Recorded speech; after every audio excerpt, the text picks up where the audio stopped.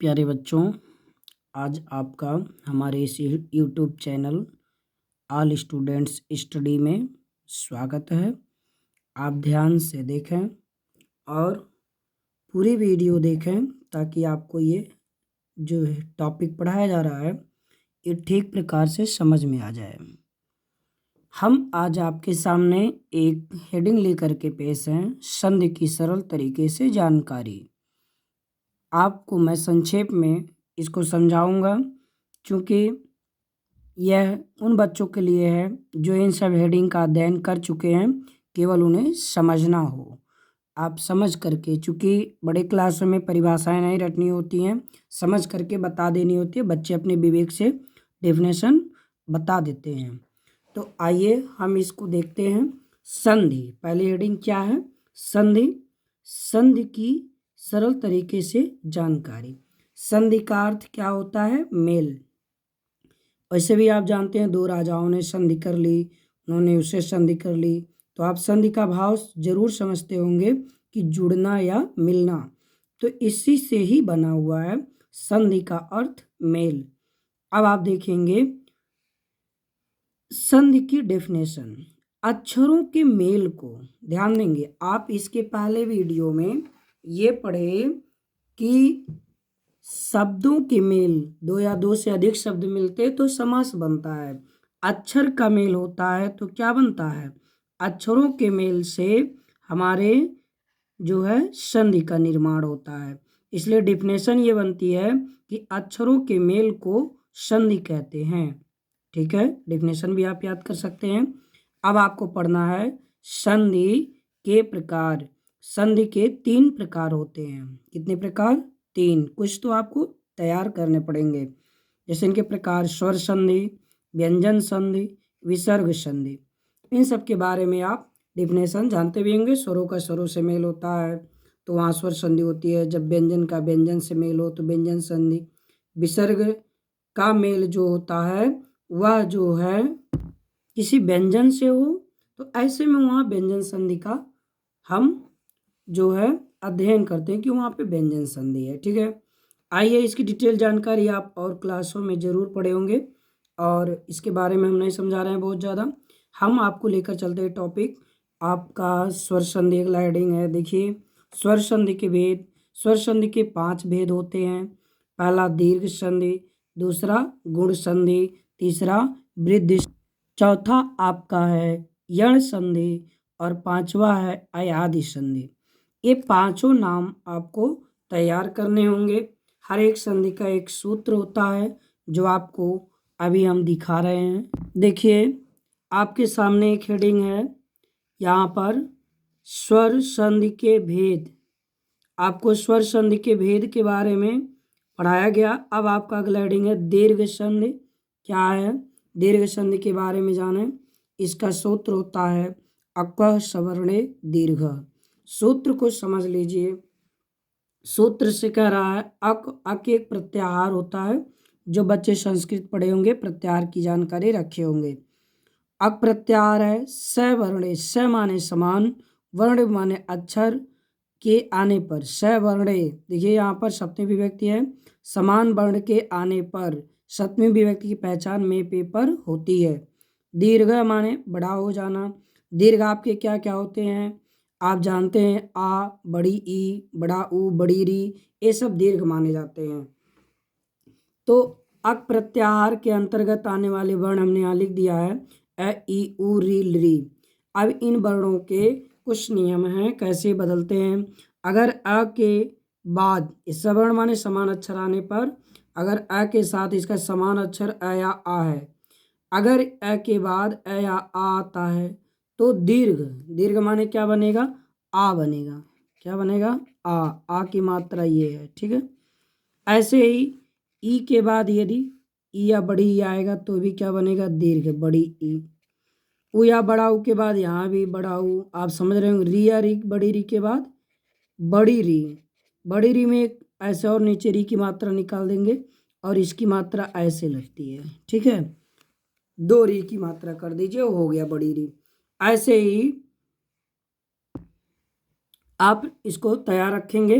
दीर्घ संधि में जैसे आप जानते हैं ना कि जैसे लिखा है राम धन अयण, तो आप देखेंगे ये पहला शब्द है राम, आप बोलेंगे तो म मतलब अ आ रहा है, अंतिम अक्षर इसका अ, और पहले शब्द का अंतिम अक्षर दूसरे शब्द का पहला अक्षर ए, तो ए और अ मिलकर के क्या बनेगा आ, ये दीर्घ होगा। दीर्घ हुआ कि नहीं हुआ, हमेशा दीर्घ होंगे, इसको ध्यान देंगे। तो ये हो गया रा, मैं से ए निकाले हमने, यहाँ से ए, दोनों मिलकर के क्या बनाए आ, ए मात्रा इन दोनों की जगह को कवर करेगी, यहाँ लगेगी और यण नोट कर देंगे, तो हो गया रामायण। ऐसे भी आप भी संधि विच्छेद भी करना और संधि युक्त पद भी बनाना, दोनों चीज़ें सीखें, क्योंकि अगर आप नहीं सीखेंगे तो विच्छेद करने में फंस जाएंगे या संधियुक्त पद बनाने में समझ आप उलझ सकते हैं। तो दीर्घ संधि में देखेंगे आपका जो मध्य में आप देखेंगे प्रायः 98% ऐसे ही रहते हैं। मध्य की मात्राओं को देखेंगे, अगर वहाँ दीर्घ मात्रा है तो आप समझ जाएंगे कौन संधि है, दीर्घ संधि है, ठीक है। ऐसे बहुत से एग्जाम्पल हैं, जैसे आपका लिखा है गिरि धन ईसह, गिरि धन ईसह, आप देखें गिरी में कौन ही है छोटी, यहाँ कौन ही है छोटी, दोनों मिलके क्या बनेंगे बड़ी ई, बड़ी की मात्रा इस तरह, तो आपका हो गया ज्ञ पे छोटी मात्रा और र पे ये सब मिलके क्या बनाए बड़ी मात्रा, गिरी स। आप देखेंगे यहाँ बड़ी री मात्रा, यहाँ बड़ी की मात्रा दिख रहा है, तो ए मध्य पद से ही आप पहचान कर सकते हैं इसमें दीर्घ संधि। ऐसे ही और भी एग्जाम्पलों को आप समझ सकते हैं, बहुत ज़्यादा एग्जाम्पल समझाने से वीडियो लेंदी हो जाता है और बच्चे ऊब जाते हैं, ठीक है। तो आपने कॉन्सेप्ट जरूर सीखा।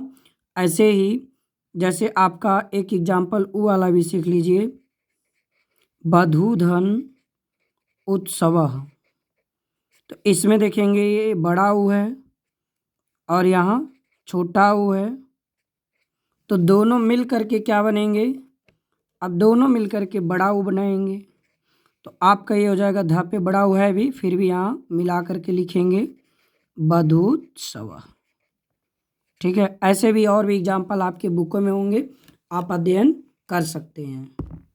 अब मैं आपको अगले हेडिंग के लिए छोटी सी एक कहानी बताता हूँ कि जो आपका संधि था ना, स्वर संधि जिसके 5 भेद थे, उसमें से ये जो गुण संधि और वृद्धि संधि हैं ये आपस में बहुत क्लोज रखते हैं, यानी क्लोजली फ्रेंड समझिए, ये क्लोजली ब्रदर समझिए, इनमें मनमुटाव नहीं होता और ये आपस में मिलजुल कर रहते हैं। एक गुण संधि वृद्धि संधि, ये जो है ना गुण संधि वृद्धि संधि का छोटा भाई है, ऐसे समझ लीजिए। अब आप देखिए आपका एक गुण संधि और वृद्धि संधि में बहुत सूक्ष्म अंतर है, आद गुणा वृद्धि रेच इनके सूत्र हैं। तो यहाँ देखिए गुण संधि में भी 2 नियम और वृद्धि संधि में भी 2 नियम, तो आपने सोचा कि तो बहुत इजी है, इजी नहीं, थोड़ा ध्यान दीजिए। देखिए जैसे पहला नियम अ या आ के बाद ई या बड़ी ई आए, कोई ई आए इनमें से, तो वो ए हो जाता है। जैसे देखिए गढ़, इसमें क्या है ए, क्या है यहाँ ए, और इसमें क्या है बड़ी ई, तो ये दोनों मिलके क्या बनेंगे ए बनेंगे, क्या बनेंगे ए, तो ये आपका ए हो गया।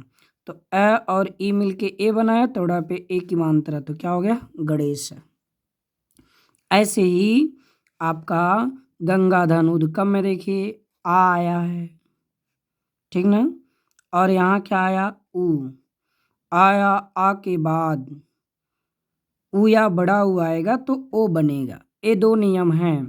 तो यहाँ हो गया गंगा का आ और इसका ऊ मिलके ओ बनाएगा, तो ओ मात्रा इस ग पे ही लगेगा।